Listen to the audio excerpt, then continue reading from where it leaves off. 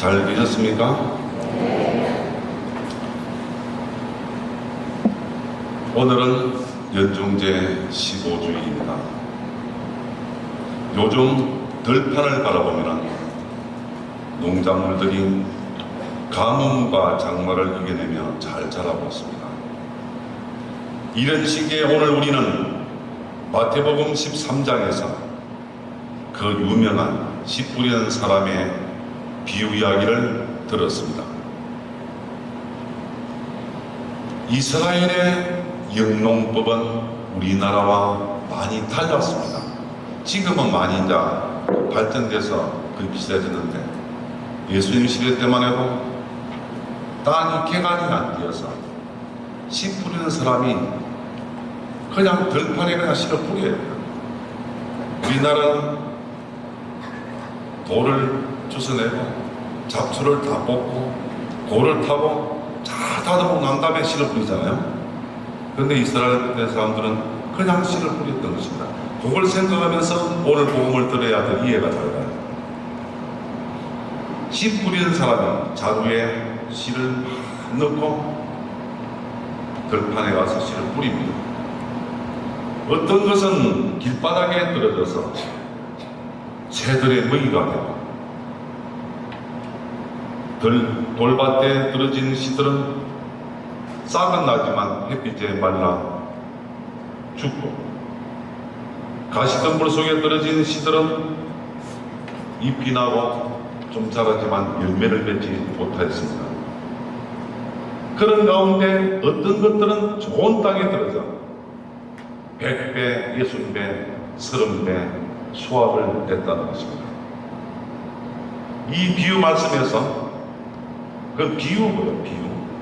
우리 인간 삶과 연관지어서 씨는 무엇이냐? 하느님 나라의 말씀, 하느님의 말씀이 씨입니다. 씨 뿌리는 자는 누굽니까? 그냥 예수님이죠. 예수님이 하느님 나라의 말씀의 씨를 막 뿌렸는데, 네 가지 땅의 족보는 그 당시 사람들의 마음 상태입니다.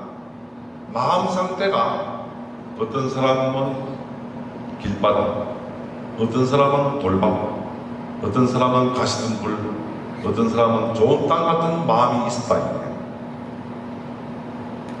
그러면 이 비유의 뜻을 좀 더 알아봅시다.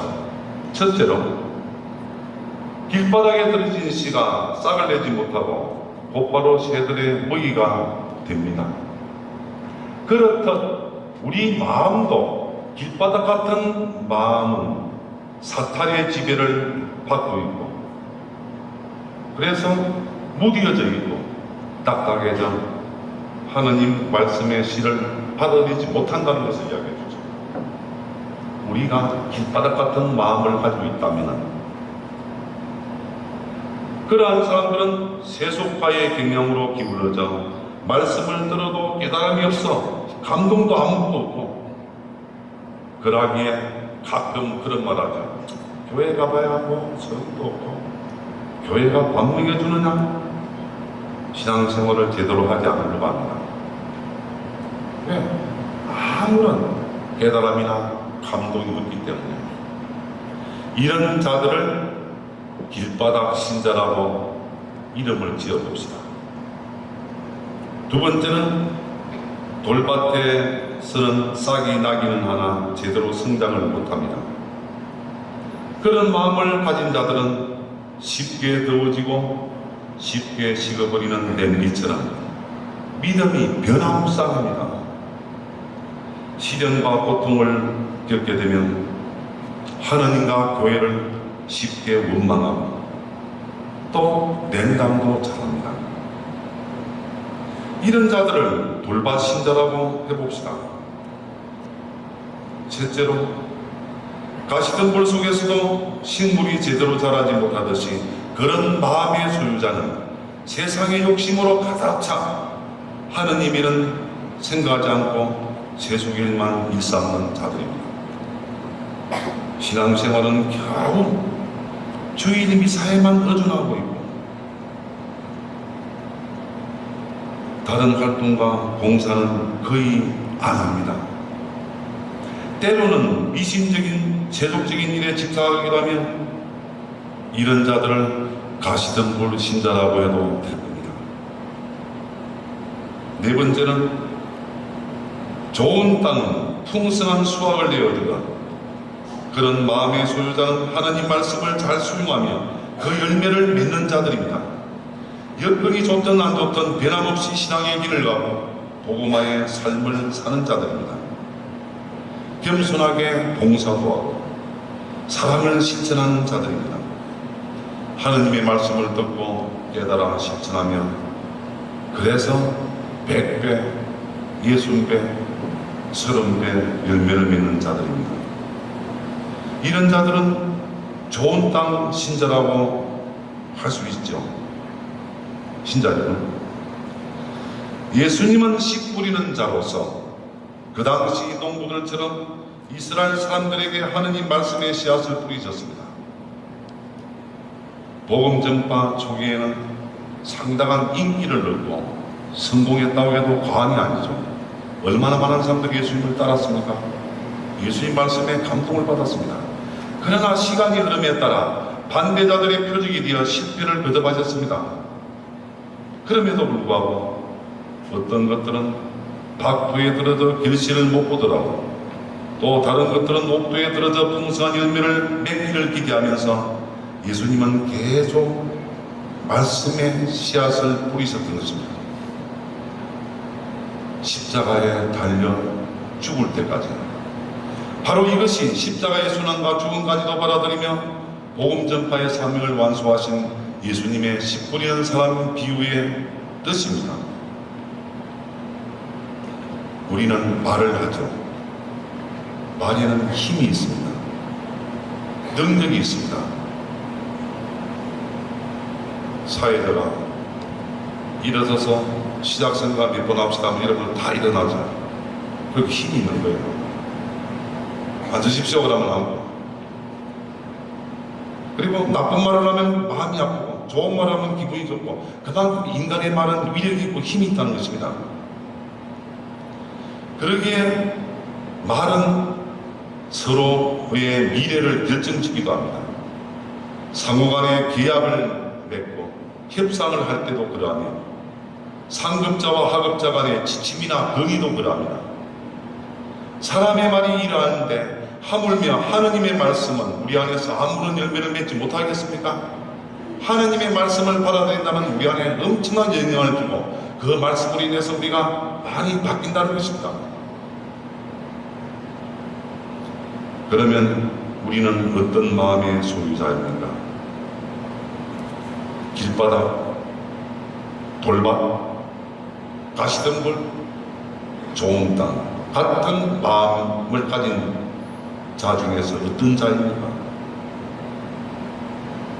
길바닥이나 돌밭이나 가시덤불이라면 무엇이 우리로 하여금 그렇게 만들고 무엇이 우리로 하여금 열매를 못 맺게 하고 왜 좋은 땅 같은 마음을 가지지 못한 자가 되게 합니까? 길바닥처럼 우리 마음을 무디게 하는 것은 사탄의 세력인 독성과 교만 때문일 겁니다. 우리 내 자신의 마음이 독성과 교만으로 가득 차 있을 때 우리 마음은 길바닥처럼 되어서 하느님 말씀이 우리 안에 들어올 수가 없을 겁니다. 돌과 자갈처럼 우리 마음을 짓누르고 있는 것은 내가 거짓된 삶과 미움과 시기와 질투에 휩싸인 삶을 살아갈 때 무관심과 무지로 덮여 있을 때 내 마음은 돌밭 같은 마음이 될 것입니다. 그리고 가시덤불처럼 우리를 억누르며 앞을 못 보게 하는 것은 영적인 것보다 물질적인 것을, 신앙적인 것보다 세속적인 것을, 하느님의 일보다 사람의 일을 더 중요시하는 우리 마음 때문에 내가 가시덤불 같은 마음을 갖게 될 것입니다. 형제자매 여러분, 혹시라도 내가 길바닥 신자이거나 돌밭과 가시덤불 신자라고 생각되면 오늘부터 좋은 땅의 신자가 되도록 해야 할 것입니다. 할 수 있습니다. 나에는 내 마음 상태에 들어와 있는 그런 것들을 제거하고 뿌리 부으면 좋은 땅의 마음이 됩니다. 처음부터 좋은 땅이 있는 것이 아니죠. 농사 지으신 분들은 잘 알 거예요.